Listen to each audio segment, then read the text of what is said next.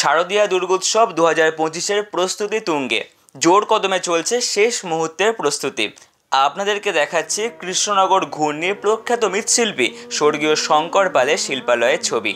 একটির প্রতিমার চক্ষুদান চলছে, তো চলুন সবাই মিলে সেটা দেখে নিই আর পুজোর স্বাদ অনুভব করি।